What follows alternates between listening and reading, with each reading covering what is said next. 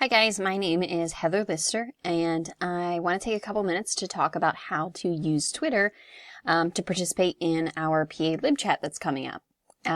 Of course, the first thing that you'll need is a Twitter account. So if you don't have a Twitter account, twitter.com and sign up. By default, you will be given what's called a handle, and that is what is your username. So you can see here I'm modeling from my husband's account at Chad R. Lister, but if he would want to change that, he can click on his profile, go to settings, and then he can change this. I would recommend finding something that you will be satisfied with, because hopefully you'll be getting to the point where you can share that out with people and you don't want to change that then. Okay, so back on the homepage. So the only thing that Chad has on his account is his profile picture. By default, it is an egg, and if you click on it, you can then upload your profile picture, an avatar, whatever it is you want. And you can see he has nothing here. And this is what's called your timeline. So what will show up here are tweets from people that you follow. But since Chad is not following anybody, he doesn't have any tweets. So the first thing that you're going to want to do is find some people to follow. So Twitter will try and tailor some accounts for you to follow, either based on your location, a lot of that Big Brother stuff. But since Chad's going to be using this for professional, we're going to start searching some things or some accounts that, you know, we know about. So let's just search. We'll search Library of Congress. Here we go. So the blue check, the only thing that the blue check means is that is a verified account. You're typically important, or people try to impersonate you. And then we will follow that account. And then typically what happens is once you follow an account, there are similar ones. So we'll follow the Smithsonian Institute, and then we'll go back home. And you'll see his timeline now is populated. Now this is obviously an ad. And the only thing that's showing up here are tweets that the Smithsonian has tweeted or retweeted. So this is not an account that Chad follows. However, because the Smithsonian retweeted it on their account, we are seeing it. And this is a really good way to find new accounts to follow, because if this was something that you're interested in, we can just click on the account, and then this little button up here is how you add someone that you're following. And then anything that this account would directly tweet would now show up on my timeline. The other thing is what's trending. So sometimes if there's a really popular Twitter chat like EdChat, EdTech Chat, Den Chat, and it's okay if you don't know what those mean, I'll show you how to find them out later, is what's trending. So these are the things that are, people are using the hashtag a lot today. This changes all the time. This is actually a really fast way of getting news. Unfortunately, this is the way that a lot of people find out about catastrophic events, because of the hashtags. So those are just hashtags that you can follow or participate in. The next thing I want to talk about is moments. So moments are just collections of things. They're not necessarily what's trending, but they're about things that are happening in the news. So you can see the popular categories up at the top, and then you can click on them, and there are essentially stories that are compilations of tweets to talk about that topic. Notifications are when somebody retweets you, mentions you in a tweet, or likes one of your tweets. So the only thing that happened here is Chad was added to a list, and we'll talk about how you can make lists to keep track of certain groups of people in a second. And then last is messages. So messages are, they're private. They're essentially like a Facebook chat.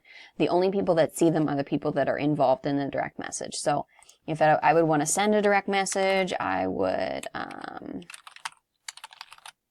search for the person. Now, I'm actually searching for my account, but I actually have it turned off. So the only way that you can direct message me is if you follow me and I follow you. And that is a preference that you can set in your account settings. Okay, so this search bar up here is going to be really important. So you will search hashtags or accounts or people, topics that you're interested in, and then instead of showing your timeline, it will show your search results. So if you wanted to search, let's say, social studies chat, your search results page will then adjust to the social studies chat. Really important, there is the top and then there is live. So top is just the most popular tweets, either by popular accounts or ones that have had the most interactions. And when I say interactions, either that they've been liked or retweeted the most. And then live is any tweet that has come through with that hashtag. And it goes from most recent up at the top down to the oldest. You can also see who is tweeting from this account. So Chad's a social studies teacher. If you wanted to find what teachers are using this hashtag, you can click on accounts and see all of the people that are using this. So this is a really good way to, for our PA Lib chat, click on accounts and see who's tweeting to that hashtag. This also is really important here. So right here, this is this user's description of themselves. I personally, from my account, I read these because I don't follow necessarily everybody that's tweeting from that account because one, maybe they did it on accident, and two, unfortunately, sometimes hashtags get spammed. So let's just say that Chad he's an AP teacher, and so he wants to look through here. So here we go. So here's and this one's from Pennsylvania. So we'll follow that account. So this is interesting. So Chad likes to integrate technology. This is a social studies teacher with a flipped classroom. So we'll follow that account. Here we go. U.S. history teacher. And that's how you can go through and just follow accounts that you're interested in. And then, so again, if he goes back home, instead of just the Smithsonian and Library of Congress, he's also going to see tweets from the accounts that he just followed. So here we go. This was one of the people that I followed. This was the Pennsylvania teacher. And so now they're going to show up on my timeline.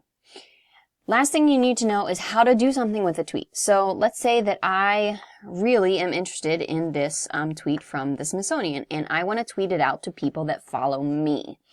Why would you do that? Well, if there's a situation where somebody is not following the Smithsonian and you want to tweet it out, you can do a retweet, which it takes the same exact content and it puts it on your account, and this is what it would look like. So this account retweeted Mar Dixon's tweet, and it actually just shows that tweet. The only way that you know that it came from this account is this little thing up here.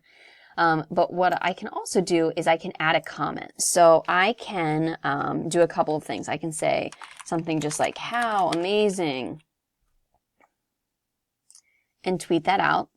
And then this is what it looks like. So there's me, or Chad, in this, what I tweeted, and then the tweet is sort of nested within that. So that's what's called a quoting of a tweet. So if you're on the mobile device and you click on this, you'll actually see the option that says quote tweet or retweet. A retweet just chugs it back out, where a quote tweet is where you can add a comment. The other thing you can do is if I wanted to, so I'm just going to delete this tweet. If I wanted to really draw someone's attention to this, so I could retweet this and tag people. So I could tag my handle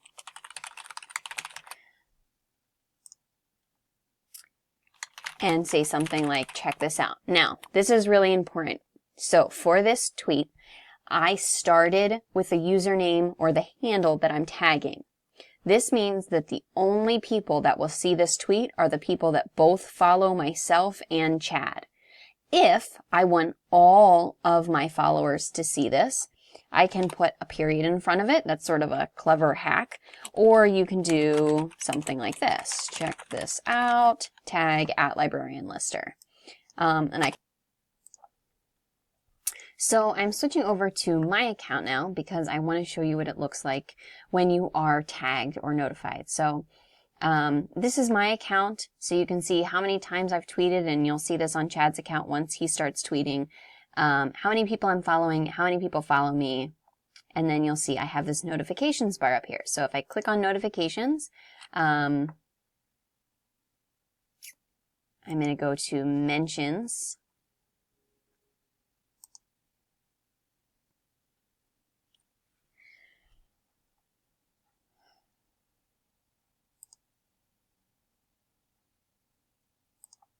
I actually have to change this because I want to show everybody instead of just the people I follow. And now I will see Chad's tweet. So Chad tweeted me, tagged me, put the hashtag social studies chat.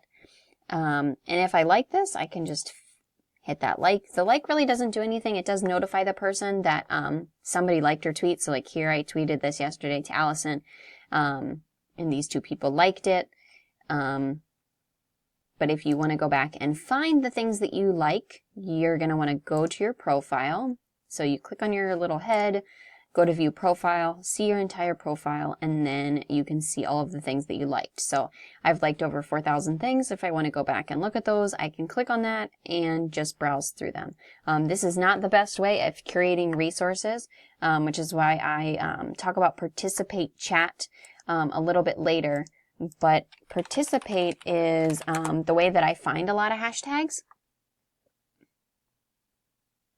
So if you go to participate.com, and it's actually participate.com/chats, or you can just click on this, and it's going to show you a calendar of chats, and you can hover over it, and it will tell you exactly what that chat is about. So that is a really, really awesome way to find chats to participate in, and not just chats, but hashtags.